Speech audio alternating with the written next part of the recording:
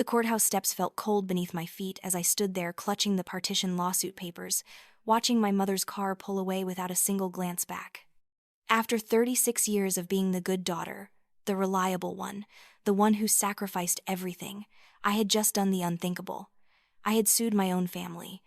The lawyer's words still echoed in my mind from 10 minutes ago when the judge ruled in my favor. Your brother received $60,000 in loans from your father's estate while you received nothing. The house sale proceeds will be adjusted accordingly. My phone had been buzzing nonstop in my purse, 17 missed calls from my mother, 23 text messages I couldn't bring myself to read. The final one I did see, from my brother Brandon, contained just 4 words that somehow encapsulated everything wrong with my family. You've destroyed us all. But he was wrong. I hadn't destroyed anything. I had simply stopped allowing myself to be destroyed. This was it. This was the moment everything shattered. If you've ever felt invisible in your own family, like your sacrifices meant nothing, then please hit that like button and subscribe because this story gets real, and I need you with me on this journey. Drop a comment and tell me if you've ever been the one who gave everything and got nothing in return. Now let me take you back to where this nightmare really began. Because understanding how I got to that devastating text message requires knowing the whole truth about the family I thought loved me. I was 7 years old when Brandon was born, and I remember standing in the hospital room, holding a balloon that said, "It's a boy," in cheerful blue letters, feeling something shift in the atmosphere of our family. My grandmother squeezed my shoulder and whispered that I was a big sister now, that I had to be responsible and help Mommy with the baby. I nodded solemnly, taking that responsibility to heart in the way that only a 7-year-old desperate to please could. What I didn't understand then was that being a big sister shouldn't mean becoming invisible. But that's exactly what happened, so gradually that I didn't notice until the pattern was already set in stone. My childhood in suburban Ohio was ordinary in most ways. My father, Marcus, worked as a contractor, his hands perpetually stained with wood varnish, and his truck filled with tools that clinked and rattled when he drove. My mother, Patricia, worked part-time as a bookkeeper for a local real estate office, her meticulous nature perfect for tracking numbers and balancing accounts. We lived in a 3-bedroom ranch house on Maple Street, with a yard big enough for a swing set and a garden my mother tended on weekends. I was a quiet child, the kind who colored inside the lines and always remembered to say please and thank you. My report cards were stellar, rows of A's that my parents would glance at briefly before putting them on the refrigerator without comment. I didn't mind at first. I was doing what I was supposed to do, being good, being responsible, being easy. Brandon was different from the start. He was colicky as a baby, screaming for hours while my mother paced the floor and my father escaped to his workshop in the garage. I would sit on the stairs, hands over my ears, wondering what I had done wrong to make the baby cry so much.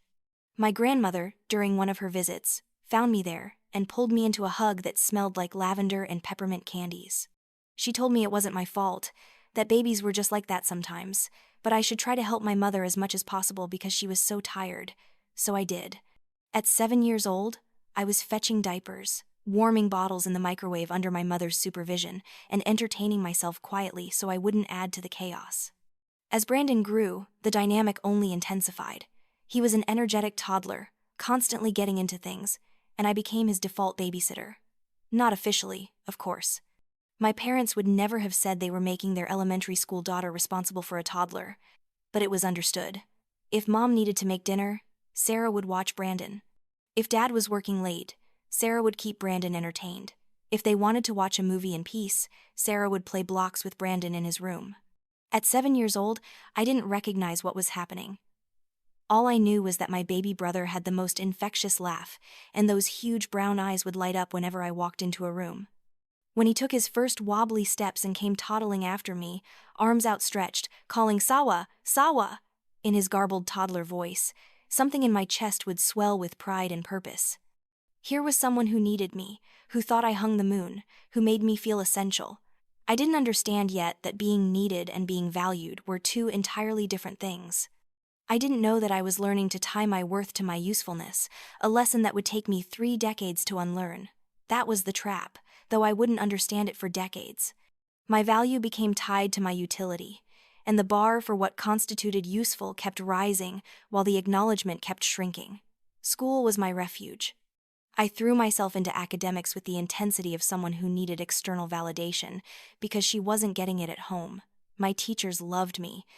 I was helpful, organized, always raising my hand with the right answer. In 5th grade, my teacher, Mrs. Henderson, pulled me aside after class one day. She told me I was gifted, that she thought I should be tested for the accelerated learning program. I was so excited I practically floated home. I burst through the front door, waving the permission form that needed my parents' signatures, ready to share my news. My mother was on the phone, her voice tense. Brandon had been sent home from preschool again for biting another child. She waved me away distractedly. I stood in the doorway, permission slip in hand, while she spent 45 minutes on the phone with the preschool director, then another hour on the phone with my grandmother, venting about how hard it was to have such a difficult child, how she didn't know what she was doing wrong, how tired she was all the time. When she finally hung up, I approached again with my permission slip. She barely glanced at it before signing, her mind clearly elsewhere. She didn't ask what it was for or tell me she was proud. She just signed and handed it back, then asked me to take Brandon outside to play so she could have some quiet. I got into the accelerated program. My parents came to the ceremony where they announced the selected students, sitting in the back row. I saw my mother check her watch twice during the principal's speech. Afterward, Brandon was whiny because he was hungry, so we left immediately and stopped at McDonald's on the way home. My father asked me if I wanted a Happy Meal too, which was his way of acknowledging the occasion, I suppose. Middle school brought new challenges. I was in advanced classes, and the homework load was intense. I would sit at the kitchen table after dinner, working through algebra problems while my mother helped Brandon with his elementary school reading homework. He struggled with focus, and she would spend hours trying to get him through a single worksheet while I figured out my own assignments independently. Once, in 7th grade, I was completely stuck on a science project about cellular biology. I asked my father for help, catching him in the garage where he was building a bookshelf. He looked at my project requirements and shook his head, saying he didn't understand that kind of stuff, that I was the smart one and would figure it out. Then he asked if I could help Brandon with his book report while he finished up the bookshelf, which was apparently for Brandon's room. I stayed up until midnight that night, finally understanding cellular respiration through a combination of library books and pure stubbornness. I got an A on the project. My teacher displayed it at the school science fair. My parents didn't come to the fair because Brandon had a soccer game the same day. Brandon's soccer games became the centerpiece of our weekends. He was actually quite good, fast and aggressive in that way that coaches love. My parents never missed a game. They would stand on the sidelines, cheering and shouting encouragement, my mother with her hands cupped around her mouth, my father filming on his camcorder. I went to the games too, sitting on the bleachers with a book, occasionally looking up when the crowd cheered. Once, a woman sitting near me asked if I played any sports. I told her I was on the debate team. She nodded politely, clearly not impressed, and returned her attention to the field where her own son was playing. What that woman didn't know was that the debate team was actually a huge achievement. My sophomore year, we made it all the way to the state championships in Columbus. I was second speaker, the position responsible for dismantling the opposing team's arguments in real time, thinking on my feet while the entire auditorium watched. The final round came down to us and a team from a prestigious private school in Cincinnati. When the judges announced our names as the winners, my teammates rushed the stage, screaming and hugging each other. I stood there holding that trophy, heavy and gold and real in my hands, feeling something I rarely felt at home. Pride. Not the borrowed kind you get from watching someone else succeed, but the earned kind that comes from your own competence, your own hard work, your own voice being heard and valued. For those few minutes on that stage, I wasn't invisible. My parents weren't there. Brandon had a playoff game the same weekend, 3 hours in the opposite direction. My debate coach drove me home, and she told me she was proud of me, that I had real talent. When I walked into the house that evening, Brandon was showing my parents his participation trophy from the playoffs. They had lost in the semifinals, but everyone got a trophy for making it that far. My mother saw me in the doorway and said, "Oh good, you're home. How did your thing go?" I told her we won the state championship. She said, "That's wonderful, honey," and then immediately turned back to Brandon, who was describing a goal he almost made in vivid detail. I went to my room and put the trophy on my shelf, next to the spelling bee medal from 5th grade and the academic excellence certificate from freshman year. Nobody ever came in my room to look at them. High school was when the financial expectations began. I got my first job at 16, working at a local coffee shop called The Daily Grind. I was saving for college because my parents had made it clear that while they would provide a roof over my head and food on the table, college expenses were my responsibility. They believed it would teach me the value of education, that I would take it more seriously if I was paying for it myself. Brandon, 3 years younger, was given a generous allowance for doing basic chores that he rarely completed. When I pointed out the disparity once, my mother said I was older and should understand that Brandon needed more guidance, that he was still learning responsibility. The irony that he was learning he didn't actually need to be responsible because there were no real consequences was apparently lost on her. I graduated high school with a 4.2 gigapascals, got a full academic scholarship to Ohio State, and was accepted into the business school. It was a huge achievement. The guidance counselor told me I should be incredibly proud, that a full ride to a state university was nothing to sneeze at. My parents took me out to dinner at Applebee's to celebrate. Brandon came along and complained the entire time about being bored. We left before dessert because he wanted to go home and play video games. College was the first time I could breathe.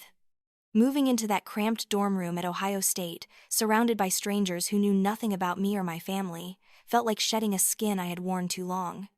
I threw myself into my studies with an intensity that worried my roommate, but I had discovered something revelatory. I was good at finance, not just competent, but genuinely talented. Numbers became my sanctuary. In spreadsheets and financial models, everything followed rules. If you input A and B, you always got C. There was logic, progression, predictability. Assets minus liabilities always equaled equity. Compound interest could be calculated to the penny decades in advance. I could forecast market trends and project profit margins with remarkable accuracy. What I couldn't predict was whether my mother would remember my birthday without a Facebook reminder, or whether my father would show up to parents' weekend, or whether Brandon would pay me back the money he borrowed. But give me a balance sheet, and I could tell you exactly where a company would be in 5 years. The certainty was intoxicating. I made friends in college, not many, but a few good ones.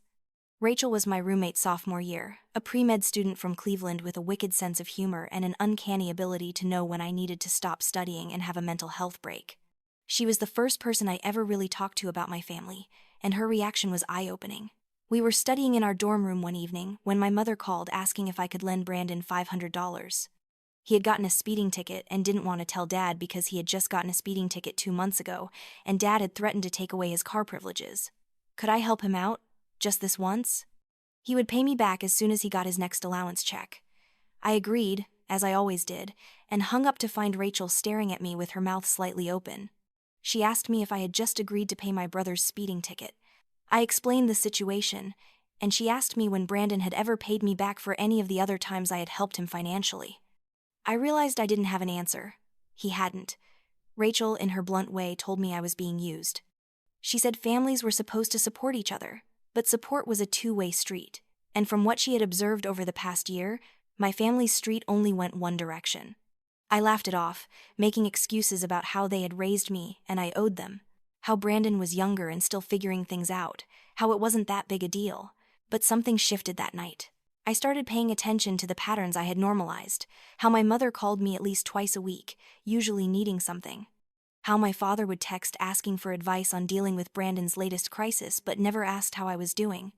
How Brandon himself only contacted me when he needed money, or wanted me to talk to our parents on his behalf about something. I started keeping track in a journal, not obsessively, just noting the interactions. Over 6 months, my family initiated contact with me 47 times. 39 of those times involved asking me for something, money, time, or intervention. 8 times were perfunctory holiday or birthday calls. 0 times were they just checking in to see how I was doing. The numbers didn't lie, even when I wanted them to. I graduated summa cum laude with a degree in finance and multiple job offers. I chose a position at a mid-sized accounting firm in Columbus, called Brennan and Associates. The salary wasn't the highest offer I got, but the firm had a reputation for promoting from within and valuing work-life balance, which seemed important for some future I was vaguely imagining. I called my parents to share the news. My mother answered, and I could hear the television in the background. I told her about the job offer, the salary, the benefits package.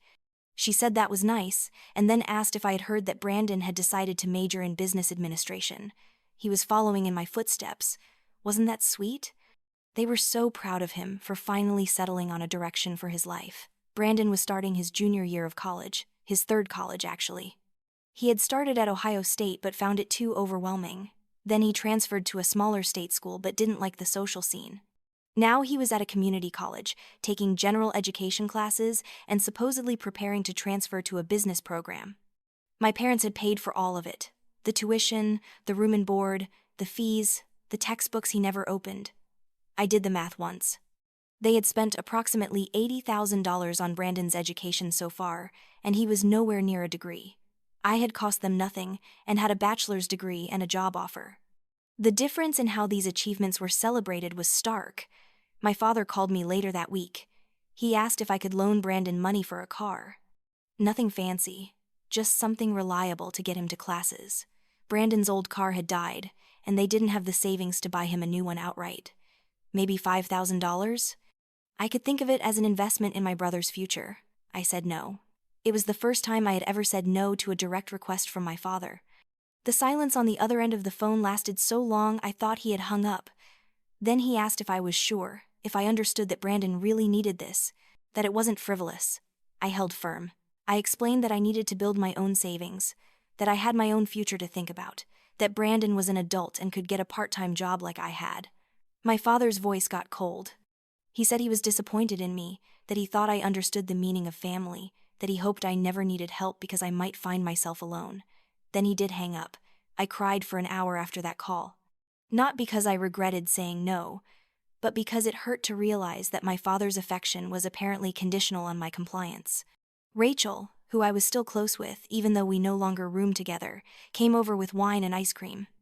She told me I had done the right thing, that setting boundaries was healthy, that my father's reaction was manipulative.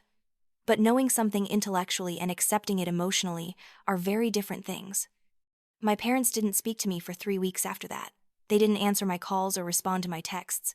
Brandon sent me a message calling me selfish and saying he hoped I was happy knowing I had let him down. It was a masterclass in guilt manipulation, and it almost worked. I was on the verge of calling and apologizing, of offering the money just to restore the peace, when Rachel physically took my phone away and told me I was being ridiculous. Eventually, my mother called. She didn't apologize for the silent treatment. She just started talking as if nothing had happened, telling me about her book club and asking if I was coming home for Thanksgiving. I was so relieved to have the silence broken that I didn't call her out on it. I just said yes, I would be there for Thanksgiving. Thanksgiving that year was awkward. Brandon barely spoke to me. My father was cordial but distant. My mother kept making pointed comments about how hard it was to manage everything on their fixed income, how some children were naturally more giving than others, how she supposed everyone had to make their own choices about what kind of person they wanted to be. I left a day early, claiming I had to work, which was a lie.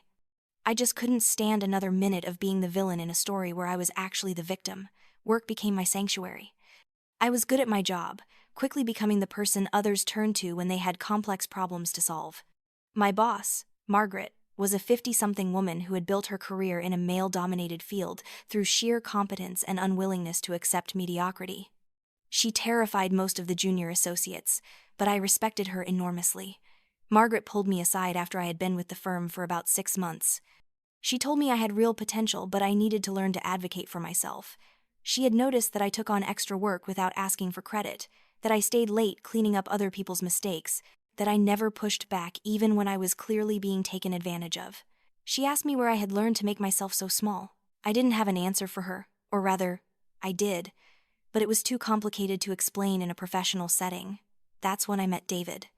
It was at a networking event for financial professionals, one of those awkward cocktail hours where everyone is trying to make connections while pretending not to be desperately networking. I was standing alone near the appetizer table, debating whether eating a third mini quiche would look unprofessional, when a man about my age approached with a friendly smile. He introduced himself as David Chen, senior analyst at Greenfield Financial. We started talking, and I was surprised by how easy the conversation flowed. He was funny without being obnoxious, confident without being arrogant, and he actually seemed interested in what I had to say. We talked for over an hour, long after the networking portion of the event had ended and people were starting to leave. He asked for my number, and I gave it to him, half expecting never to hear from him again. Men like David, attractive and successful and charming, didn't usually go for women like me, practical and serious and a little bit awkward in social situations. But he called. We went to dinner, then to a movie, then to an art museum where he sheepishly admitted he didn't actually know much about art, but he thought I might enjoy it. I did enjoy it, and I enjoyed his company even more. David made me laugh. He asked questions about my life, and actually listened to the answers. He remembered small details I mentioned, like my favorite coffee order and the fact that I loved old bookstores. We had been dating for about 3 months when I introduced him to my family. In retrospect, I should have waited longer, should have prepared him better for the dynamics he was about to witness. But I was still operating under the delusion that my family was normal and that David would fit right in. We drove to Ohio on a Sunday afternoon in late spring. David held my hand while he drove, telling me stories about his own family, his parents who had immigrated from Taiwan before he was born, his younger sister who was in medical school, his grandmother who lived with them and made the best dumplings he had ever tasted. His family sounded warm and loving and functional, and I felt a pang of something that might have been envy. My parents' house looked the same as always, the lawn neatly mowed, my mother's flower beds precisely maintained. Brandon's truck was in the driveway, a newer model than the one he had when his old car supposedly died. I later learned my parents had co-signed a loan for him after I refused to give him money, and they were making half the monthly payments because Brandon's part-time job at a sporting goods store didn't pay enough to cover it. My mother opened the door with a bright smile that dimmed slightly when she saw David. She recovered quickly, welcoming us in with excessive enthusiasm that felt performative. My father was in the living room watching a basketball game, and he barely looked away from the television when we entered. Brandon was there too, sprawled on the couch with his girlfriend of the month, a woman named Ashley who was scrolling through her phone and looked deeply bored. Introductions were brief and awkward. David, to his credit, tried his best to engage, asking my father about his contracting work and my mother about her garden. Their responses were polite but minimal, their attention constantly drifting to Brandon, who was providing running commentary on the game and occasionally making jokes that my parents found hilarious but weren't actually funny. Dinner was worse. My mother had made pot roast, which she knew was not my favorite but was Brandon's.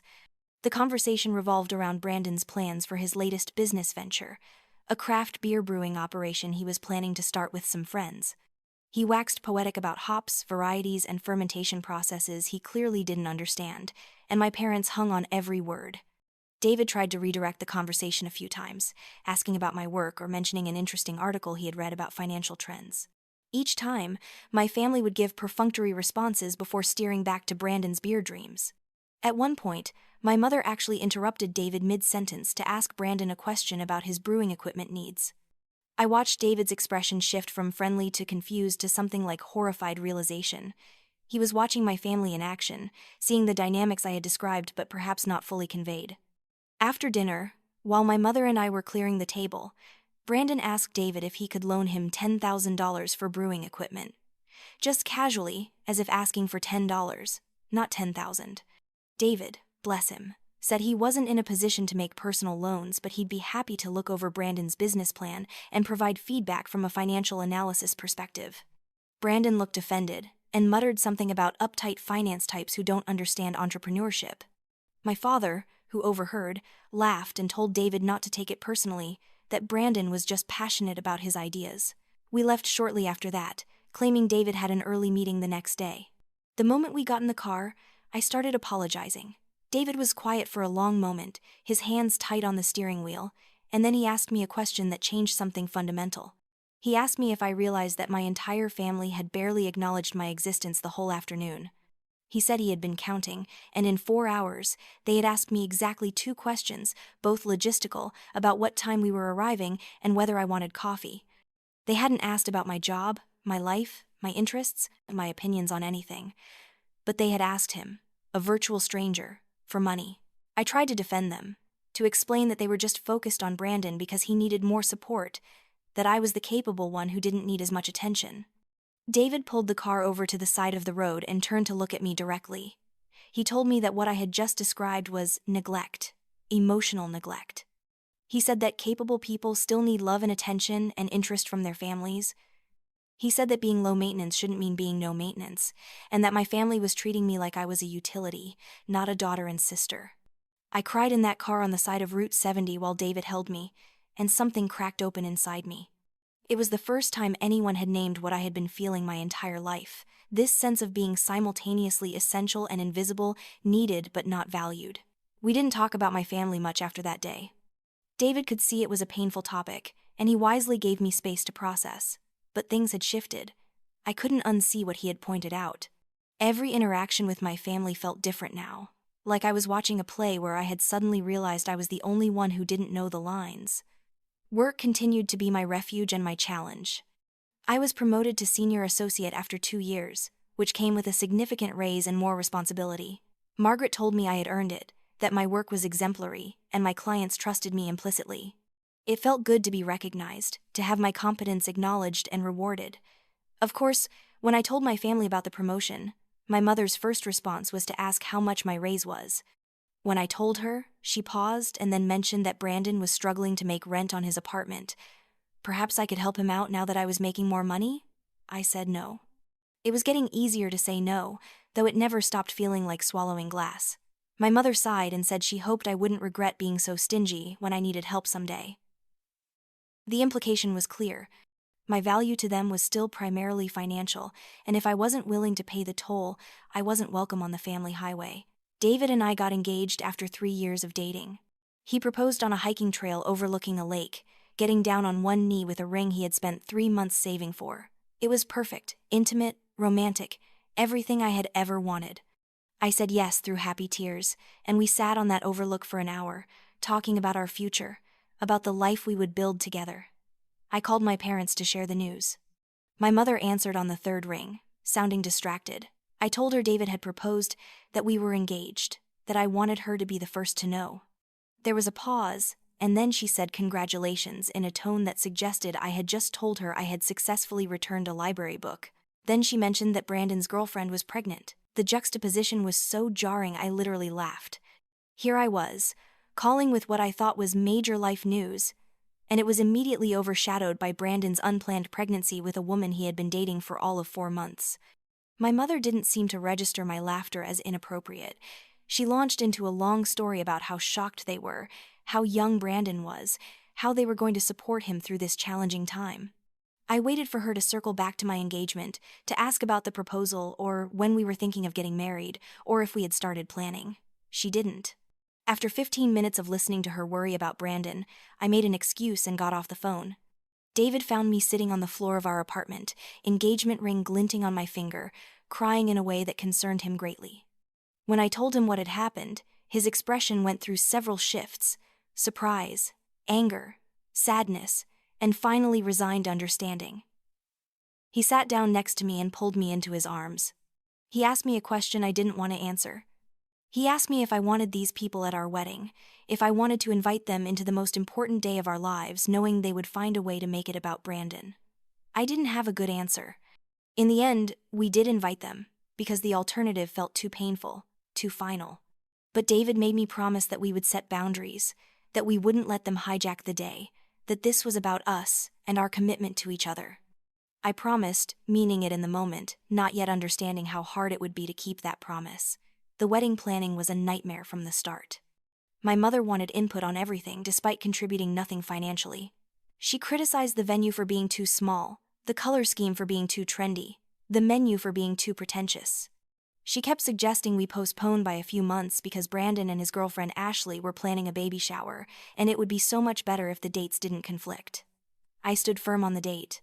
We had booked the venue a year in advance, sent save the dates, and I was not rearranging my wedding around my brother's baby shower. My mother made her disappointment clear, sighing heavily whenever I mentioned wedding plans, and making comments about how selfish it was to expect everyone to juggle multiple family events. David's family, in contrast, was wonderful. His mother, Lynn, took me shopping for my dress and cried when I found the one I loved.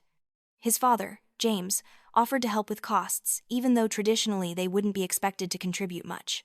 His sister, Michelle, threw me a bridal shower that was genuine and fun, full of games and laughter and people who actually seemed happy for me. The difference between David's family and mine was so stark it made my heart ache. This was what family was supposed to look like. Supportive, engaged, celebrating your joys instead of viewing them as inconveniences. Brandon called me 2 weeks before the wedding. He was in a panic. Ashley had left him.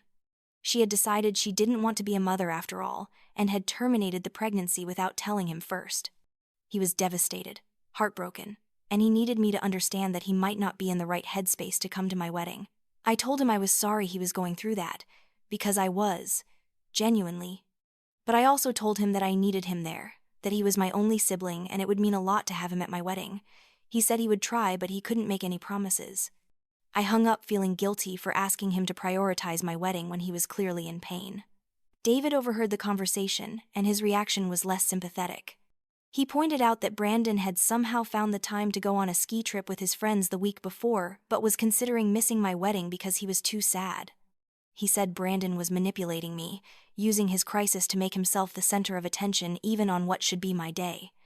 I knew David was right, but knowing didn't make it hurt less. The wedding day arrived. It was a small ceremony, about 70 guests, in a historic barn venue outside Columbus.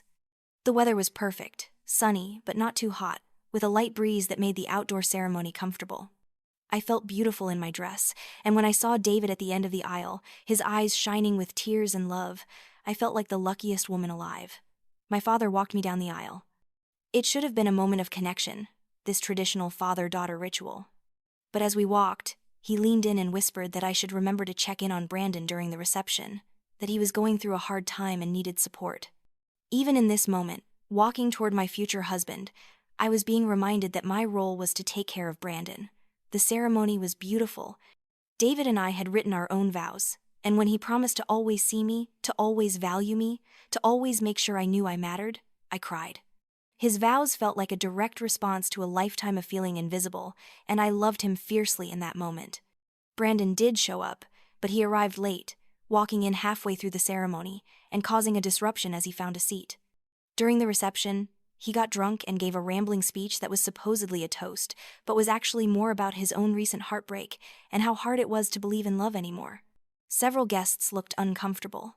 My mother just smiled indulgently and told people Brandon was sensitive. The wedding was supposed to be my day, but somehow Brandon managed to make it partially about him. And I let it happen because I didn't know how to stop it without causing a scene, and I didn't want to be the bride who had a meltdown about her brother. So I smiled and hugged him and told him it would get better, and I danced with David and tried to focus on the good parts.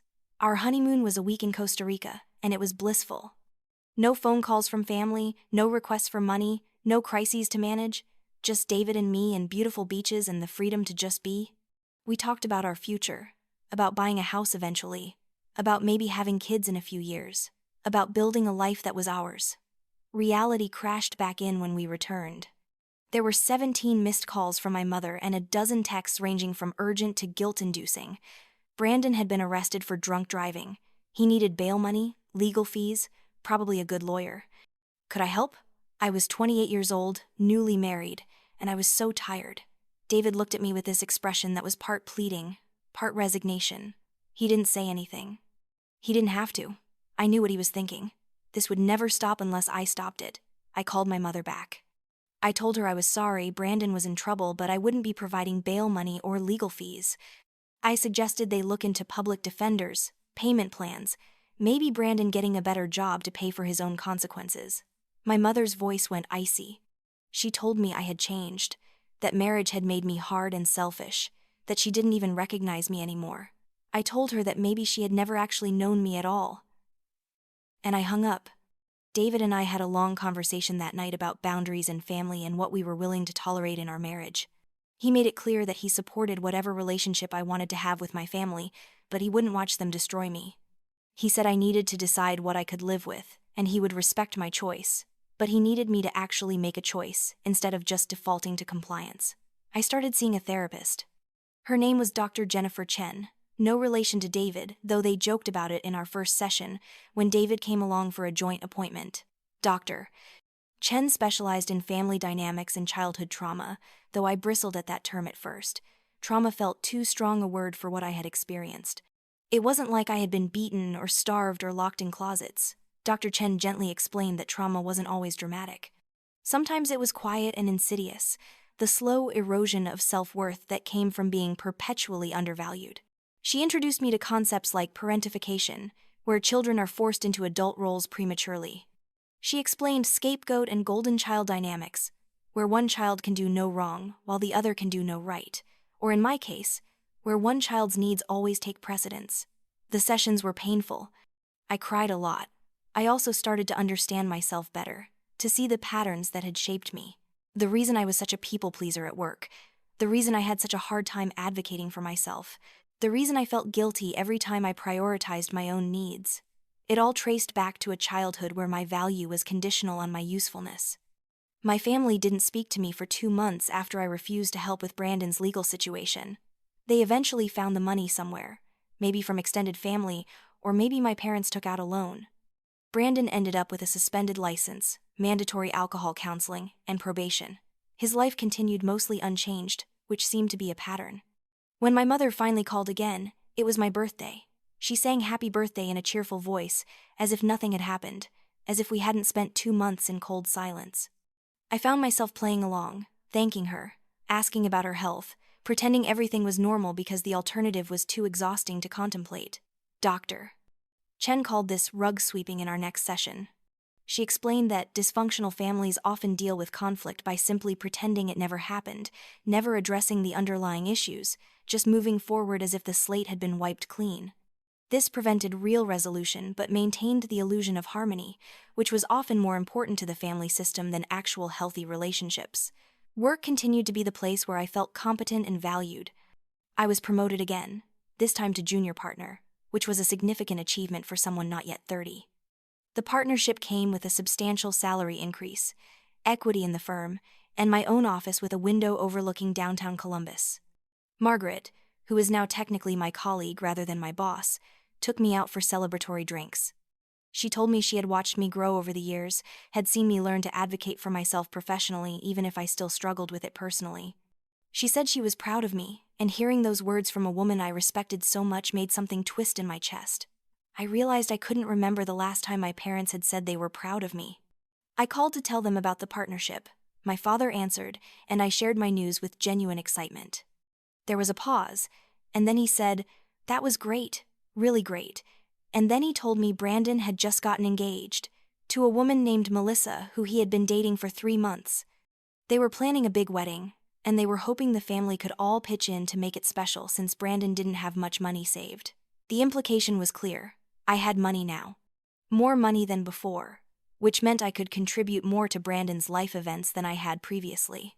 My promotion wasn't an achievement to be celebrated. It was a resource to be tapped.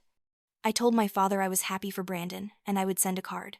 Then I got off the phone and stared at the wall of my new office, trying to reconcile the 2 different versions of myself that seemed to exist. At work, I was respected, valued, seen as competent and worthy of advancement. At home, I was an ATM with legs, valuable only for what I could provide to others. David found me like that an hour later. I had texted him about the promotion, and he had left his own office to come celebrate with me.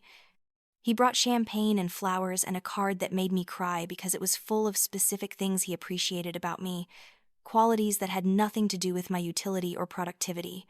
We drank champagne in my new office and made plans for the future. We had been talking about buying a house, and with my increased salary, it was finally feasible. We wanted something with a yard, maybe room for the kids we were starting to think seriously about having. We wanted to build something that was ours, a home that had no ghosts or expectations or history of disappointment. Brandon's engagement party was a month later. We were invited, of course. David asked me if I really wanted to go, and I said yes, because some part of me was still holding on to the hope that my family would surprise me, that they would show me I mattered, that this time would be different. It wasn't different.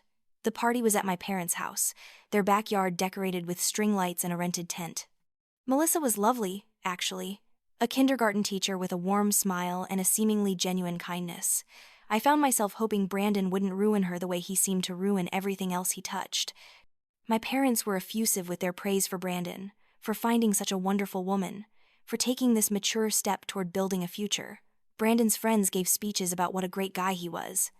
Melissa's family shared stories about how excited they were to welcome him into their family. I stood on the periphery with David, drinking wine and feeling like a ghost at my own family's gathering. At one point, Brandon pulled me aside. He was drunk, happy, expansive in the way drunk people get. He threw his arm around me and told me he was glad I had come, that he knew we had had some rough patches, but I was his big sister and he loved me. He asked if I would be his best man, or best woman, or whatever the equivalent was. He wanted me to stand up with him at the wedding. I was so surprised I said yes without thinking. It felt like an olive branch, like maybe he did value me after all. David saw the interaction from across the yard, and his expression was unreadable. Later, in the car on the way home, David asked me what Brandon had wanted. I told him about the best woman request, framing it as a positive thing, a sign that Brandon did care about me and want me to be part of his life. David was quiet for a long time, and then he asked me how much I thought Brandon's request was about actually wanting me there, versus wanting access to my checkbook for wedding expenses. I told David he was being cynical. He said he was being realistic, and that there was a difference. We argued about it, one of our rare actual fights, because David thought I was setting myself up for more hurt, and I thought he was being unfairly harsh about my brother. We went to bed angry that night, sleeping on opposite sides of the mattress with a canyon of unresolved tension between us. 2 weeks later, Brandon called. He was apologetic, slightly embarrassed. He needed a favor. Not a big one, just some help with wedding costs. The venue was more expensive than they had anticipated, and Melissa's parents were contributing what they could, but it wasn't quite enough. He knew I had just gotten a promotion, and he wondered if I could loan them some money, maybe $20,000? He would pay me back, of course, as soon as he could. $20,000. I felt lightheaded. That was more money than I had ever been asked for at once. I told Brandon I needed to think about it, that it was a large amount, and I had to discuss it with David since we were saving for a house. Brandon's tone shifted immediately from apologetic to accusatory. He said I was his sister, that this was his wedding, one of the most important days of his life. He said if I really cared about him, if I really valued family, I would help without hesitation. I told him I would call him back and hung up. David's reaction was explosive. He rarely got truly angry, but this pushed him over an edge. He said absolutely not, that $20,000 was a significant portion of our down payment fund, that we had been saving for 2 years to buy a house, that Brandon had never paid back any of the smaller amounts I had loaned him over the years, so there was zero chance he would pay back $20,000. But more than the money itself, David was angry about the pattern. He said I was allowing my family to rob me of my own future, my own dreams, my own security, all to fund Brandon's whims. He said he loved me, but he was starting to wonder if I loved myself at all, because people who love themselves don't allow themselves to be used this way. It was a harsh thing to say, and it hit like a physical blow. I got defensive, argued that David didn't understand family loyalty, that sometimes you have to sacrifice for the people you love. David shot back that sacrifice was supposed to be reciprocal, that love was supposed to be mutual, and what I was describing wasn't sacrifice, it was self-destruction. We didn't speak for a day. I went to work and functioned on autopilot, my mind churning through the same questions over and over. Was David right? Was I being used? Or was I being selfish, valuing money over family? The problem was that both things felt true simultaneously, and I didn't know how to reconcile them. Dr. Chen asked me a series of questions in my next therapy session that clarified things. She asked me what I thought would happen if I said no to Brandon. I said he would be angry, my parents would be disappointed, I might be excluded from family events. Then she asked me what I thought would happen if I said yes. I realized I didn't have a good answer. Brandon would get married, have a nice wedding, and in 6 months, or a year, or 5 years, there would be another crisis, another request, another expectation that I would save him from himself. She asked me which scenario moved me closer to the life I wanted. The answer was uncomfortably obvious. I called Brandon back and told him no. I explained, calmly and clearly, that David and I were saving for our own future, that $20,000 was more than I could afford to give, and that I hoped he would understand. Brandon didn't understand. He called me selfish, cold, money-obsessed. He said he couldn't believe his own sister would refuse to help him on his wedding day. I told him I wasn't refusing to help. I would be happy to help him create a realistic budget, to find cost-saving measures, to brainstorm ways he and Melissa could have a beautiful wedding within their actual means. But I wouldn't be funding a wedding that cost more than they could afford. Brandon hung up on me. My mother called an hour later. She had clearly been briefed by Brandon, and she was disappointed, hurt, confused about how I had become so heartless.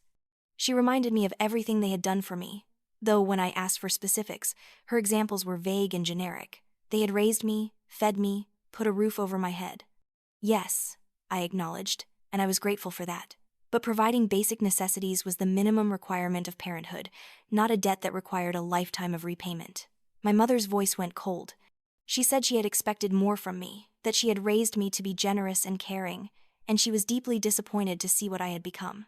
Then she said something that would echo in my mind for years. She said, "When we're old and need help, I hope you remember this moment. I hope you remember that you turned your back on family when it mattered." It was a threat wrapped in disappointment, a promise that my lack of compliance now would result in abandonment later. The emotional manipulation was so transparent that even I, conditioned as I was to accept it, could see it clearly. I told my mother I loved her, but I wouldn't be manipulated into giving away money I didn't have to spare. She hung up without saying goodbye. David held me that night while I cried, not because I regretted my decision, but because standing up to your family is terrifying, even when you know you're right. He told me he was proud of me, that he knew how hard it had been to say no, that he would support me no matter what happened next. What happened next was a deep freeze. My parents and Brandon stopped communicating with me entirely. No calls, no texts, no emails. It was like I had ceased to exist. Extended family members, cousins and aunts and uncles I barely knew, started reaching out with messages about how families should support each other, how weddings were expensive and everyone should pitch in, how I was being unreasonable and selfish. The campaign to paint me as the villain was coordinated and thorough. I later learned that Brandon had told everyone I had refused to help with his wedding out of jealousy, that I had always resented him for being more likable and fun, that I was bitter because his wedding was going to be bigger than mine had been. The lies hurt more than the silence, but I was learning that people who are in the wrong often create elaborate narratives to justify their actions and paint their victims as perpetrators. 3 months went by. David and I put an offer on a house, a charming 3-bedroom craftsman with a big yard and a porch perfect for morning coffee. Our offer was accepted, and we spent weeks in the joyful chaos of moving, painting, furnishing, making the space ours. It felt like a new chapter, a life we were creating together, free from the weight of expectations I had carried for so long. I sent my parents a text with a picture of our new house, a peace offering of sorts, an invitation to be part of this milestone. My mother responded with, "That's nice," and nothing else. My father didn't respond at all. Brandon's response was not sent to me, but was relayed through a mutual cousin. He apparently said I could afford a house, but not his wedding, which proved I had never cared about him at all. The pain of that willful misunderstanding was acute. I had paid for portions of 3 of Brandon's previous failed businesses. I had given him thousands of dollars over the years for rent, car payments, legal fees, general living expenses. I had sacrificed my own savings, my own security, my own peace of mind, to help him over and over. And now, because I had finally drawn a line, I was the villain. Dr. Chen told me this was a classic narcissistic family dynamic. The golden child could do no wrong, and any limitation placed on them was viewed as an attack. The scapegoat, meanwhile, could do no right. Any achievement was minimized, any boundary was seen as betrayal. The rules were different for each child, and pointing out the inequity only resulted in gaslighting and further marginalization. I was tired of being the scapegoat. For the first time in my life, I was prioritizing my own well-being over my family's comfort, and it felt simultaneously liberating and terrifying. Brandon and Melissa's wedding was scheduled for June. I received an invitation in the mail, impersonal and formal, addressed to Mr. David Chen and guest. My name wasn't even on the envelope. The message was clear. I was invited out of obligation, not desire, and my presence was barely acknowledged. David asked if I wanted to go. I realized I didn't. I didn't want to spend money on a plane ticket and a hotel and a wedding gift to attend a wedding where I would be ignored at best and scorned at worst. I didn't want to watch my parents celebrate Brandon while continuing to give me the cold shoulder. I didn't want to pretend everything was fine when it so clearly wasn't. I RSVP'd no, with a polite note wishing them happiness. I sent a card with a check for $500, an amount that felt appropriate for a sibling's wedding gift, without being the $20,000 they had originally demanded. I didn't expect acknowledgement, and I didn't receive any. The week of the wedding, I saw photos on social media.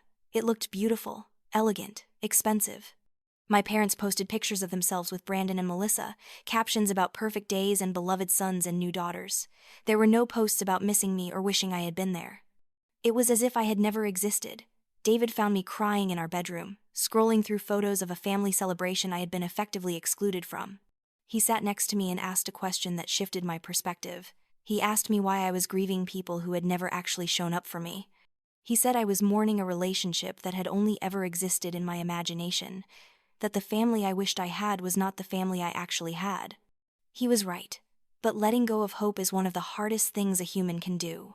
Life moved on.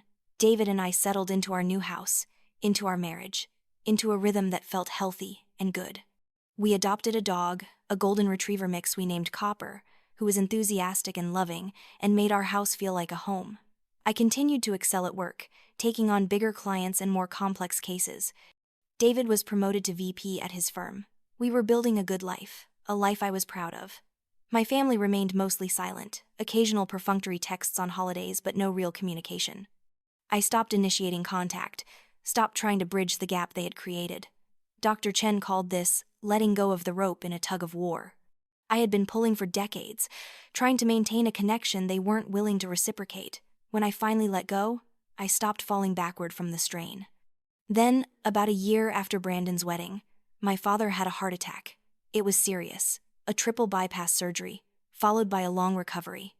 My mother called me from the hospital, her voice shaking, asking me to come home. For the first time in over a year, she needed me, and the old conditioning kicked in immediately. I booked a flight that same day.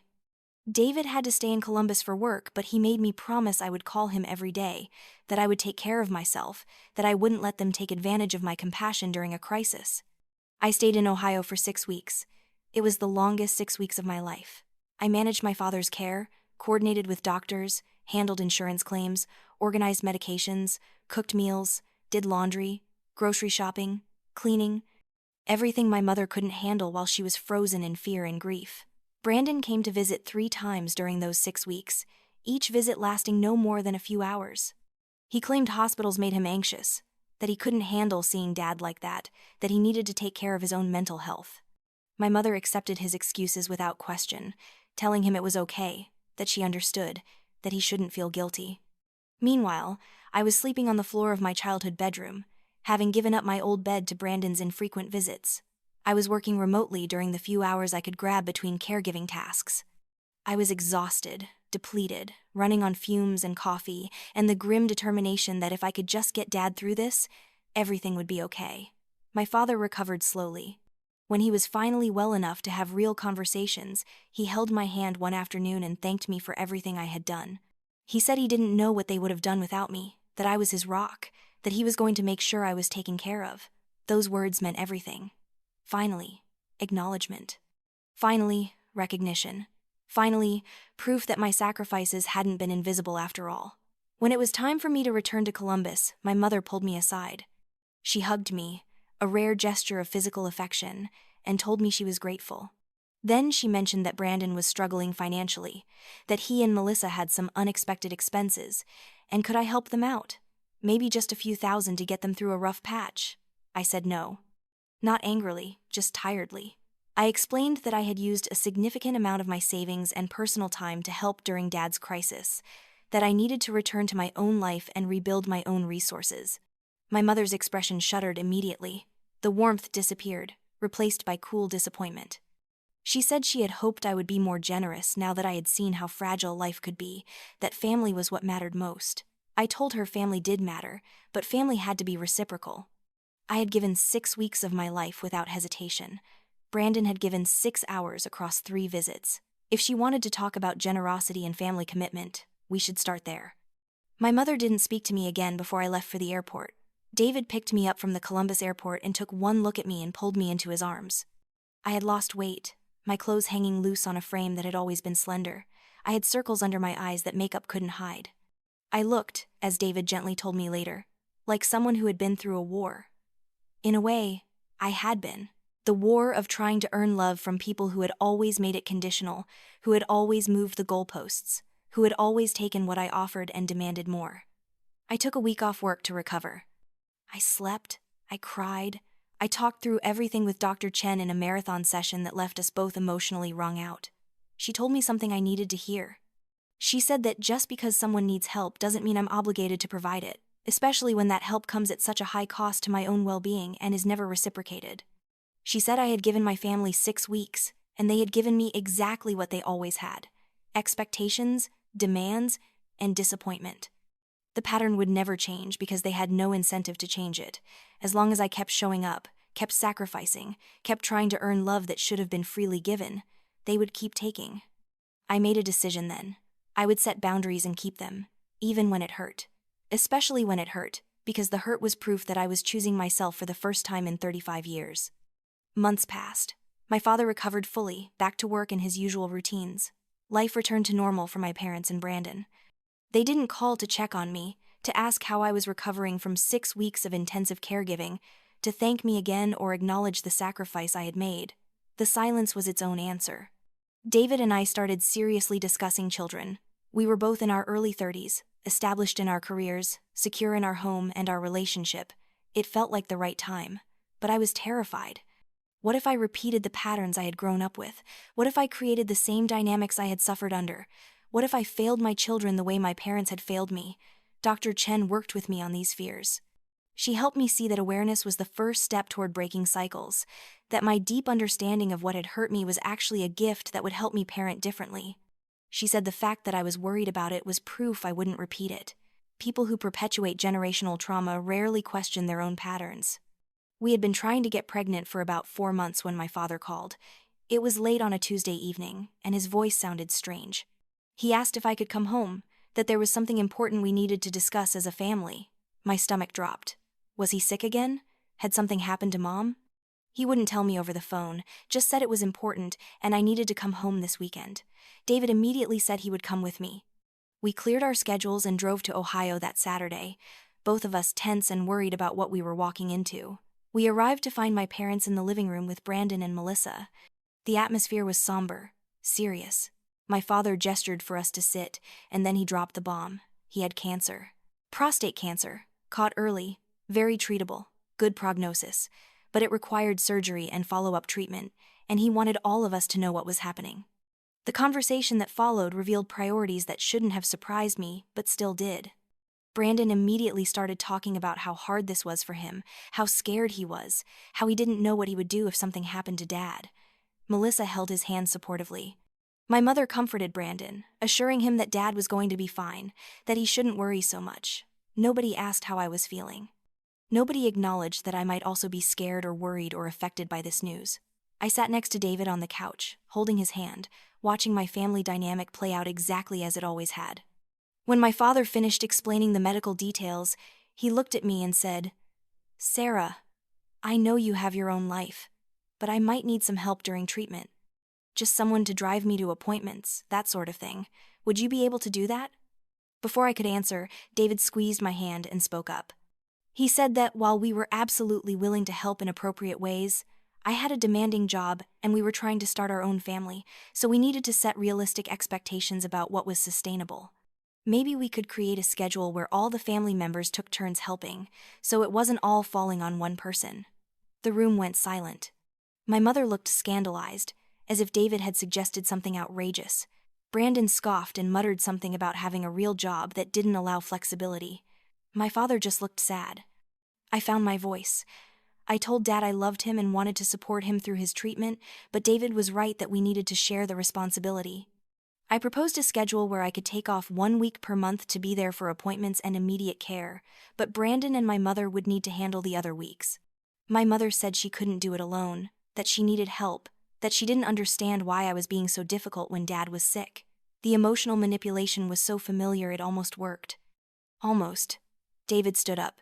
He said we loved my family and wanted to support them, but we weren't going to allow a repeat of what happened after the heart attack, where I had destroyed my health and depleted my resources while others contributed minimally. He said if that wasn't acceptable, we would be happy to help research other care options, home health aides, medical assistance programs, but I would not be moving back to Ohio for an indefinite period. The drive back to Columbus was tense. I was shaking, adrenaline flooding my system from the confrontation. David was quiet, his jaw tight, clearly upset but trying to stay calm for my sake. When we got home, I broke down completely. Part of me felt proud for standing up for myself. Part of me felt guilty and terrible, like I was abandoning my father when he needed me most. Dr. Chen, in an emergency phone session, helped me understand what had actually happened. She explained that my family had expected me to fall back into old patterns, to sacrifice everything because that was my role. When David had advocated for boundaries, when I had supported him, we had disrupted the family system. Change is always met with resistance from systems that benefit from the status quo. She asked me what I thought would happen if I went back to Ohio for months like before. I knew the answer. My job would suffer, my health would suffer, my marriage would suffer, my dreams of having children would be delayed or possibly derailed. And at the end of it, my family would accept my sacrifice as their due, thank me perfunctorily, and return to ignoring me until the next crisis. I stuck to my boundaries. I took 1 week per month off work to help with Dad's treatment. During those weeks, I drove him to appointments, kept him company, helped with meals and medications. The other weeks, Brandon and my mother managed, though they complained constantly about how hard it was, how I should be doing more, how selfish I was to prioritize my own life. My father's treatment went well. The surgery was successful, the follow-up care progressed smoothly, and within 4 months he was cancer-free with an excellent prognosis. I was genuinely happy and relieved. Despite everything, I loved my father, and I didn't want him to suffer. During one of my visits, while my mother was out of the house, my father and I had a rare moment alone. He thanked me for everything I had done, not just during his cancer treatment but over the years. He said he knew I had made a lot of sacrifices for the family, and he wanted me to know he appreciated it. He said when the time came, he would make sure I was taken care of, that the will was set up to be fair. I hugged him, tears in my eyes, feeling seen and valued in a way I rarely had. It was a moment of connection, of acknowledgement, and I held on to it like a lifeline. When my father was fully recovered, I returned to my normal life with relief. David and I had weathered the storm, our marriage stronger for having faced the challenge together. We continued trying for a baby, working with a fertility specialist because it was taking longer than expected. Work was demanding but rewarding. I was made full partner at 33, the youngest in the firm's history to achieve that level. It came with a significant equity stake and a salary that meant financial security for the first time in my life. Margaret, who was semi-retiring, told me she was proud to leave the firm in hands as capable as mine. I called my parents to share the news about the partnership. My mother answered, and I told her about the promotion. There was a pause, and then she said congratulations. Then she told me that Brandon and Melissa were expecting a baby. They had just found out and were so excited. And wasn't it wonderful news? I congratulated her back, genuinely happy for Brandon and Melissa. A baby was exciting news. But I couldn't help noticing, again, how my achievements were always immediately overshadowed by Brandon's life events. The pattern held over the next few months. I would share something positive, a big client win, an industry award, progress with fertility treatment. My mother would acknowledge it briefly, and then redirect the conversation to Brandon's impending fatherhood, the nursery they were painting, the baby shower they were planning, how excited she was to be a grandmother. David noticed it too. He started documenting the conversations, not in a malicious way, but just to show me the pattern I kept making excuses for. Over 3 months, I had 15 significant conversations with my mother. She asked about my life 0 times beyond perfunctory, "How are you?" questions that didn't wait for real answers. She talked about Brandon in 14 of those 15 conversations. The 15th was about my father's health and her own minor medical issues. The numbers didn't lie. David and I finally got pregnant after 18 months of trying. We were ecstatic, terrified, overwhelmed with joy and anticipation. It felt like our lives were finally coming together, like we were building the family we had always wanted. I called my parents to share the news. This time, my father answered. I told him I was pregnant, that he was going to be a grandfather, that we were due in December. There was a long pause, and then he said, "Oh, Sarah, that's wonderful. Does this mean you won't be able to make it to Brandon's baby shower? Your mother has been planning it for weeks, and she'll be so disappointed if you're not there." Brandon's baby shower. Not congratulations on my pregnancy, not excitement about another grandchild, not questions about how I was feeling or if the pregnancy had been difficult to achieve. Just concern about whether I would attend Brandon's baby shower. I told him I would try to make it and got off the phone. David found me sitting on the bathroom floor 20 minutes later, not crying, just staring at the wall with this flat expression he later told me scared him more than tears would have. He sat down next to me and asked what my father had said. I told him, and David's expression went through several shifts before settling on resigned anger. He said we needed to make a decision, together, about what level of relationship we were willing to have with my family moving forward. He said he loved me and would support whatever I chose, but he would not watch them treat our child the way they had treated me. That perspective shift was profound. I could tolerate being undervalued myself, had tolerated it for decades. But the idea of my child experiencing that same dynamic was intolerable. I thought about our baby, due in December, and I knew I would protect them from anything that might hurt them, including, if necessary, from their own grandparents. Dr. Chen helped me work through the decision over several sessions. She asked me what kind of relationship I wanted my child to have with my parents. Did I want them to grow up feeling less important than their cousin? Did I want them to watch their mother be dismissed and devalued, to learn that was normal and acceptable? Did I want them to absorb the same messages I had absorbed, that their worth was conditional and some people mattered more than others? The answer was a clear and resounding no. I started pulling back even further from contact with my family. I stopped initiating calls. I kept responses brief and polite but didn't elaborate or seek deeper connection. I was protecting myself and my growing baby from people who had proven over and over that they couldn't value us properly. My pregnancy progressed normally. Morning sickness in the first trimester, then energy and excitement in the second. David was an incredible partner, attentive and supportive and genuinely excited about becoming a father. We painted the nursery together, assembled furniture, picked out names, made plans for the future. My parents sent a baby gift, a generic onesie set they had probably ordered online. There was no card, no personal note. Brandon and Melissa, meanwhile, received an elaborate bassinet from my parents, custom-made and expensive. My mother posted pictures of it on social media, with captions about how excited she was to spoil her first grandchild. I was carrying their second grandchild, but apparently chronological order was the only thing that mattered, not the actual relationships or connections. I didn't confront them about it. I had learned that confrontation only led to gaslighting and accusations of being oversensitive. Instead, I simply noted the behavior and let it inform my expectations going forward. Then, 1 year ago, my father died. It wasn't the cancer, which had remained in remission. It wasn't his heart, which had been stable since the bypass. It was a stupid, pointless accident.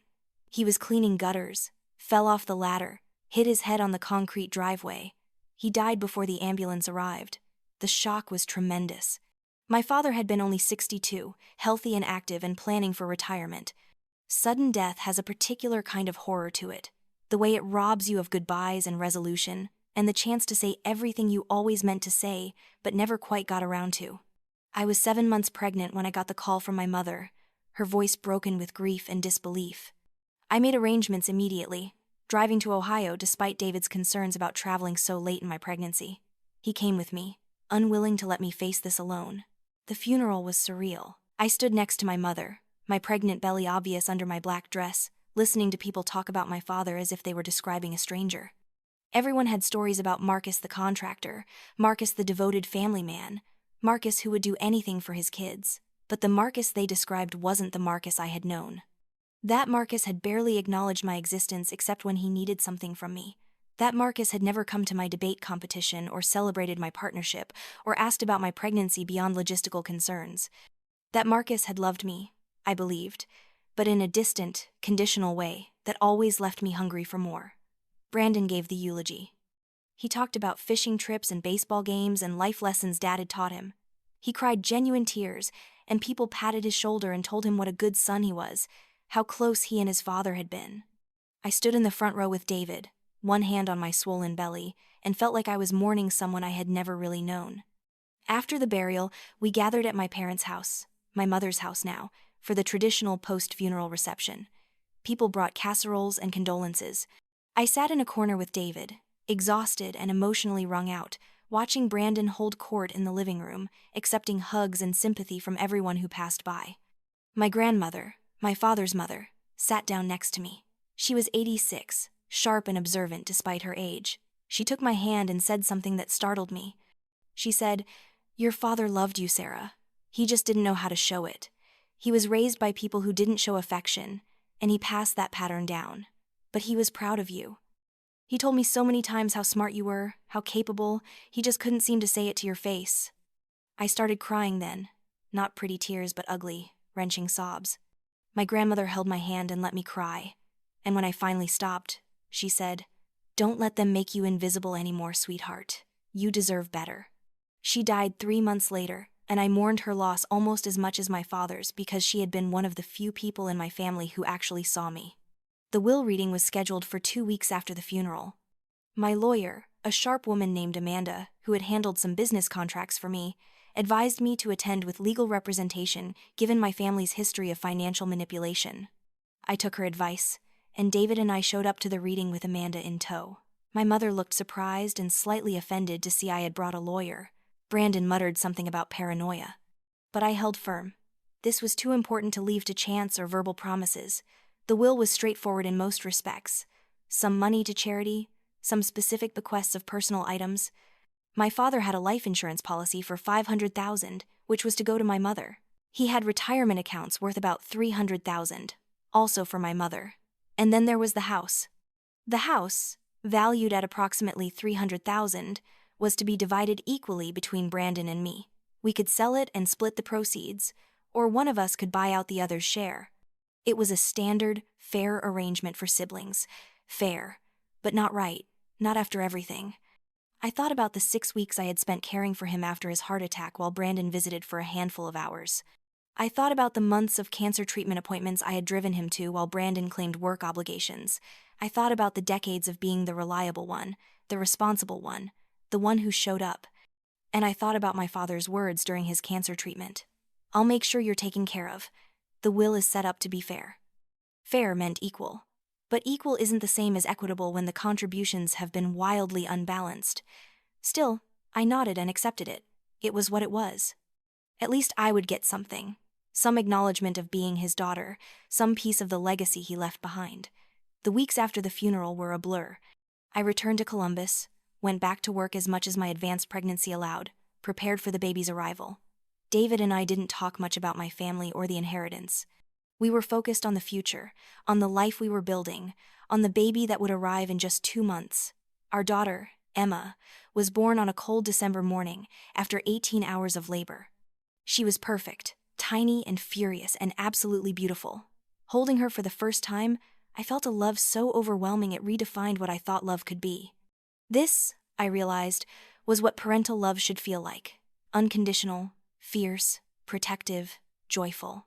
My mother came to visit 2 weeks after Emma was born. She stayed for 1 day, spending most of the visit talking about how Brandon and Melissa's son, born 3 months earlier, was developing. She held Emma for approximately 15 minutes before claiming her arms were tired. She didn't offer to help with anything, didn't bring meals or gifts, just visited and left. Brandon and Melissa never visited at all. They sent a generic congratulations card. The contrast with David's family was stark. His parents came for a week and were actually helpful, cooking meals and doing laundry and giving us breaks to sleep. His sister visited twice, bringing thoughtful gifts and genuinely excited about being an aunt. They asked questions about Emma, wanted to know about her personality, took hundreds of photos, made us feel celebrated and supported. This was what family was supposed to look like. The difference was undeniable. Emma was 6 weeks old when my mother called with a proposition. She wanted to sell the house. The market was good. She was finding the maintenance overwhelming, and she wanted to downsize to a condo. Brandon and I would split the proceeds 50-50, as the will stipulated. She had already talked to a realtor and had a potential buyer interested. Could I sign the paperwork to move forward with the sale?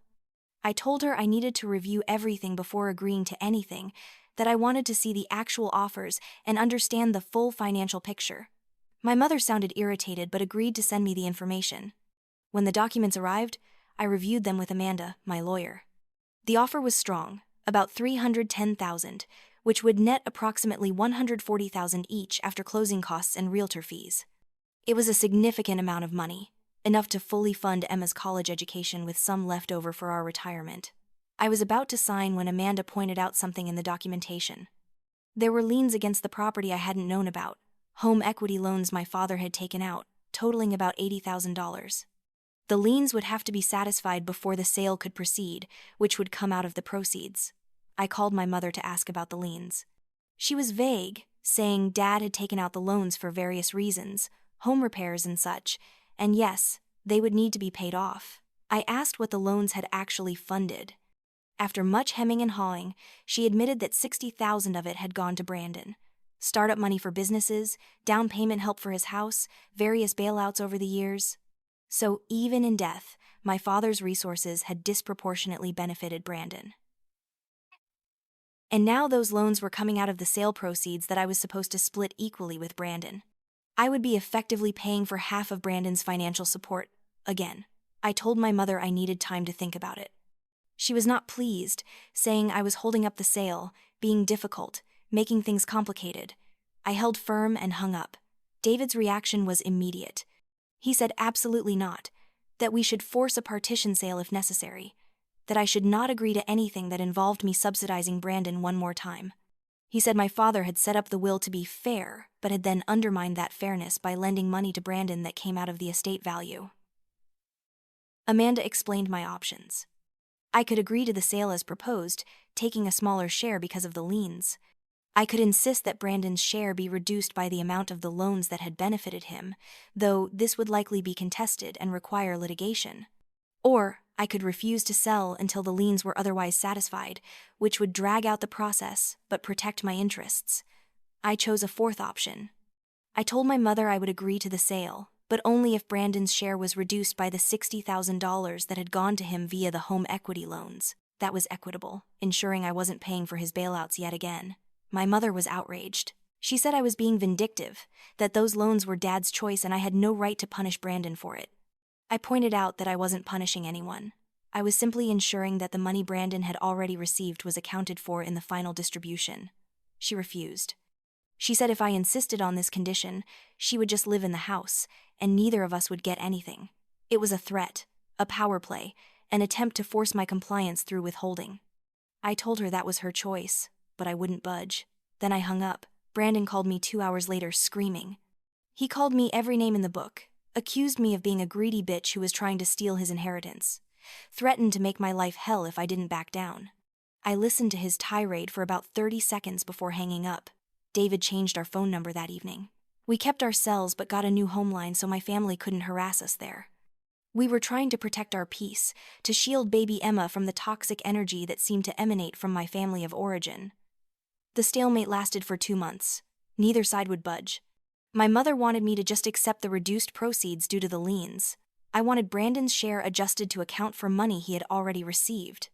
Meanwhile, the house sat empty, accumulating maintenance costs and property taxes that were being paid out of my mother's limited budget. Finally, my mother sent a new proposal through her lawyer. She would agree to reduce Brandon's share by $30,000, splitting the difference. I would still be paying for half of Brandon's previous loans, but it was better than paying for all of them. I was exhausted from fighting, exhausted from new motherhood, exhausted from decades of this same pattern. Part of me wanted to hold firm on principle. Part of me wanted to just be done with it all. Doctor, Chen asked me what accepting this compromise would cost me beyond the money. I realized it would cost me my peace of mind, my sense of justice, my ability to fully move on from my family's dysfunction. Taking less than I deserved, again, would reinforce every pattern I had been working so hard to break. I rejected the compromise. I told Amanda to file for a partition action to force the sale on my terms. If we had to go to court, we would go to court. My mother, through her lawyer, threatened that this would destroy our relationship permanently. I had to stop myself from laughing at the absurdity. What relationship? The one where I was valuable only as an ATM and emergency responder? The one where my achievements were ignored and my boundaries violated? The one where my daughter was less important than my nephew because of birth order? That wasn't a relationship worth preserving. The partition action moved forward. Brandon tried various delay tactics, claiming he needed to live in the house, that he had nowhere else to go. The judge wasn't sympathetic, especially when it came out that Brandon and Melissa owned their own home, and he was simply trying to manipulate the process. The judge ruled in my favor. The house would be sold, with Brandon's share reduced by the full $60,000 to account for the loans he had received. It wasn't everything I had wanted. I was still effectively paying for $20,000 of his previous bailouts via the shared satisfaction of the remaining liens, but it was far more equitable than what my family had proposed. My mother called me after the ruling, breaking through the changed number somehow. She was crying, angry, devastated. She said I had ruined the family, that I was forcing my brother into financial hardship, that my father would be ashamed of me. I told her that I was tired of being the only one expected to sacrifice, the only one expected to be reasonable, the only one expected to prioritize family unity over my own well-being. I told her that I had loved them all my life, but that love couldn't be one-sided anymore. And then I told her I needed space, that I wouldn't be in contact for a while, and I hung up. That was 3 weeks ago. The house is scheduled to close tomorrow. I haven't spoken to my mother or Brandon since that phone call. I've blocked their numbers, their social media, their emails. I'm protecting myself and my family, the family I've created with David, the family where I'm valued and seen and loved without conditions. Emma is 4 months old now, growing and changing every day. She has David's eyes and my stubborn determination, if her refusal to sleep through the night is any indication. When I hold her, I make her promises. I promise her that she will always know she's loved. I promise her that she will never feel invisible or less important than anyone else. I promise her that I will model healthy boundaries, so she grows up knowing she's allowed to protect herself. I'm not going to pretend this has been easy or that I don't have moments of doubt. There are times when I think about reaching out, about trying one more time to make them see me, about hoping that maybe things could be different. But then I remember Dr. Chen's words. People tell you who they are through their actions, and I should believe them. My family has told me who they are for 36 years. They've told me through every ignored achievement and every expectation of sacrifice and every crisis where I was supposed to show up while others were excused. They've told me through the inequity of my father's loans and my mother's emotional manipulation and Brandon's endless entitlement. I finally believe them. The house sale will give me about $120,000 after everything is settled. It's less than it should be, less than would be truly equitable, but it's mine. I'm putting it into a trust for Emma, a foundation for her future that she'll never have to earn or prove herself worthy of. She'll have it because she exists, because she's loved, because she deserves it. That's the family legacy I'm creating. Not one of conditional love and unequal sacrifice, but one of genuine care and mutual respect. If my family can't be part of that, then they've made their choice and I've made mine. Moving forward feels both liberating and terrifying. There's grief in accepting that I'll never have the family I wished for, that my parents will never be the parents I needed, that Brandon will never be the brother who values me. But there's also peace in stopping the fight, in letting go of hope that had only ever hurt me. David tells me I'm brave. Dr. Chen says I'm healing. Emma doesn't have words yet, but the way she looks at me, with uncomplicated trust and love, tells me I'm doing something right. I'm learning that the family you're born into and the family you deserve aren't always the same thing. I'm learning that choosing yourself isn't selfish, it's survival. I'm learning that love without respect isn't really love at all, and I'm allowed to want both. The text message that shattered my world 3 weeks ago actually set me free, though I couldn't see it in the moment. It was the final, undeniable proof that my family would never change, would never see me, would never value me the way I deserved. It released me from hope, which had been the thing keeping me chained to a relationship that was destroying me.